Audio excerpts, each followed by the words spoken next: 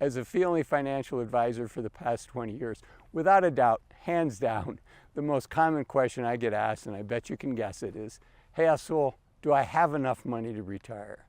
And one of the things I like doing on my channel is walking you through not just how I think about these situations and have conversations with my clients, but I also want to let you inside of the tent. And I want you to be able to follow along with a free online tool if you want. It's not what I use professionally, but it's pretty good for this video's purpose, so you can tweak things for your specific situation. So let's go for a walk and talk about it some more. This situation is somebody with $1.4 million, they're single, and they're 60. And their question is not, hey Azul, can I retire at 65 or 67? Their question is, hey Azul, can I retire now? Because I'd really like to retire now. And so go to the website honestmath.com and we're going to walk through it together. Okay, one of the things I like about this tool is it keeps you out of the weeds, which I think is fine, because when you're getting into the weeds, I think that's when you want to think about hiring a financial advisor. And you can use a tool like this to give you a ballpark idea of, am I getting close? But I really do encourage you to work with your own fee-only financial advisor that knows your situation, that's done this for hundreds of other people, so that you can hopefully retire with confidence.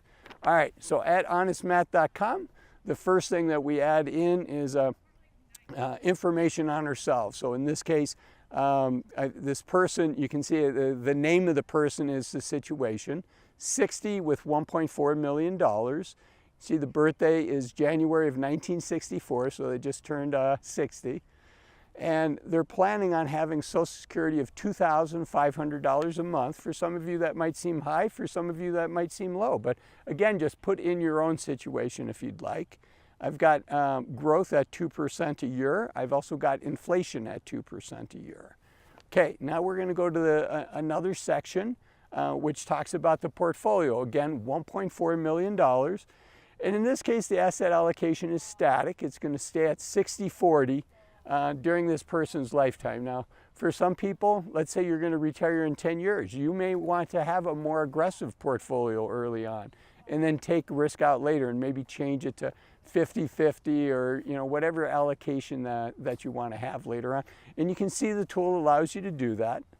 The next section we're going to go to is expenses. And here, let's just start off and say $5,000 a month. So this person is going to be spending $60,000 a year. Now, we're soon going to see how doable this retirement is, but I want you to stay to the end of the video because I'm going to point out something that I think is even more valuable than can this person retire? Because what I'm going to share at the end is something that applies to all of us, and it's what wrecks, of the plans that I've seen be wrecked, this is what wrecks 90% of them, what I'm going to share at the end. Okay, so we talked about the expenses, taxable portion of the portfolio. I've got 75% of the portfolio is going to be taxed. What are some things that would not be taxed? That would be like a Roth IRA, a Roth 401k. You did not get the tax break on the way in, and the government lets you take that money out without paying federal income tax on it. Okay, and then 80% of the retirement income is going to be taxable. For many people, your Social Security is going to be taxable, so that's what drives that. Okay, and the next thing we're going to look at is the settings. This is where you put in the returns.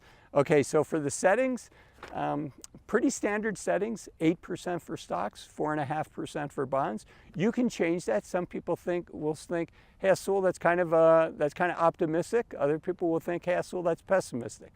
That's what's great about these free online tools. You can put it in yourself. Okay, in the next section, let's see what the results are. And what this shows is the results of 10,000 simulations. They run a statistical analysis that's called a Monte Carlo simulation. Some of the cases people get lucky, and that's what the upper end of that blue curve is. And the bottom layer of that, the bottom side of that, is people that got unlucky. Maybe they had bad returns early on. And the dark blue line, that's the median. So I mentioned that they did 10,000 cases in 5,000 situations, or I should say 10,000 simulations. In 5,000 of those, people did better. In 5,000, people did worse. And this is a great chart. There are a lot of people that would say, yes, I'm comfortable retiring with that. So what should we do? Should we just say, okay, I'm going to retire and spend $5,000? I wouldn't do that. I'd be curious, well, how much can I spend without having to be worried? So I'm glad that I get to retire, but now the question is, how much money can I spend? So let's go in and play with that. Let's go back to our expenses, and let's increase our expenses to $10,000 a month. Let's just go crazy. And at $10,000 a month, now you can see that unlucky chart doesn't look so great. It has you running out of money at about 71. You can see that the median line, the dark blue line, that doesn't look so great. It has you running out of money at 74. And then the best case scenario has you running out of money before 80. So few of us, unless we had a fatal diagnosis and we knew we only had a couple years to live, few people would be comfortable with that. But again, it's an online tool, so let's play around with it. Okay, so we know that $10,000 a month is probably not going to work, but what about $7,500 a month? Let's see what that looks like. Well, this looks better. This looks better. It has, in half of the cases, the median line, people are running out of money at about 82. Again, not a whole lot of people are going to be comfortable saying, I know I run out of income at 82, although, you know, if you're a guy and maybe you've got, you know, a little bit of a beginning of a heart condition, you've got the plaque building up in the arteries, maybe, you know, how much more do you want to sacrifice to be able to continue to work? Because you think about it, this person's 60. And if you've got the beginning stages of cholesterol building up in your arteries, and mea culpa, you know, that's my situation. My father died of heart disease. My grandfather died of heart disease. My uncle died at 56 of heart disease. So would I go for a chart like that? Maybe if I was single, but I'm not single. Okay, so let's go back to the drawing boards. Okay, so $7,500 we're not going to be able to spend. What about $6,500? Let's see what comes up with this. So with $6,500, now this looks like a chart that I think a lot of people would be willing to do. The worst case scenario, you're running out of money at 80, but few people are actually going to, you know, fly the plane into the ground. If you find that you're not getting solid returns, if you're not getting good returns, most people are going to say, you know what, I'm going to tweak some things. Yes, I was hoping to spend, what's this case, $6,500 a month, but maybe I'm going to bring that down to $5,000. So some people would say, yeah, let's give it a try. Let's try at $6,500 and see what happens, right? Other people would say, hey, Azul, you know, yes, in the median case, I never run out of money. I make it to 90, but let's see if we can tweak things a little bit better. So on a budget of $6,500 a month, the good news is with the median case, half did better, half did worse. You never run out of money. But the bad news is if you're one of those unfortunate people, maybe you're going to run out of money in your early 80s. And some people are going to be uncomfortable with that. So let's see what happens if we tweak this back again even more, down to $6,000 a month. And at $6,000 a month, you know, this is a situation that I think a lot of people would be comfortable with. The median, you never run out of money. In fact, you're leaving behind like $750,000. The best case is you're passing away with $3.5 million, so your heirs are very happy. And the worst case is, you know, you're running out of money at 84. Now, I want to show, you know, so this is with $6,000, but let's go back to $5,000 where that looks really healthy.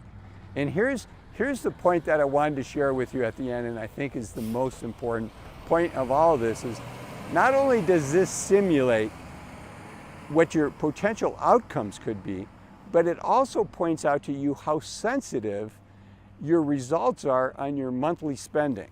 So it's not unusual for somebody to come to me and say, hey, Azul, you know, my wife and I, we're going to live on $5,000 a month. And they retire, and then, you know, 6 months later, 3 months later, we're talking, and, you know, they're spending closer to $6,000 a month instead of $5,000 a month. And, you know, if you do that for a year, it's not going to move the needle for you. But if you do that for your lifetime, if you say you're going to retire on $5,000, but really you're spending closer to $6,000 or $7,000, you really have to rerun the numbers, because you don't want to be surprised. If you're in a situation where, you know, the glide slope, the plane's heading down more quickly than what you had hoped for, you want to know about that so you can plan on it. So what's the most important point of all of this is your retirement plan is super sensitive to how much money you're spending every month. So make sure you have a good handle on that.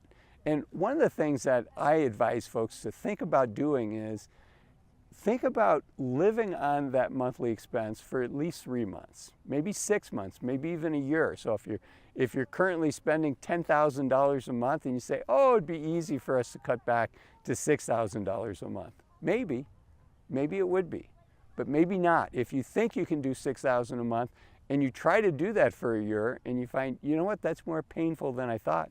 That's really important information, and you want your financial advisor to know that, so your financial advisor can plan for that. The other thing that I want you to think about is watching this video up here, which talks about the 7 things that I want you to think about stop doing in your 50s and 60s so you can enjoy the journey more. I want you to enjoy retirement, but I also want you to fully enjoy your 50s and 60s, and that's what this video is about. I'll see you in there. Bye-bye.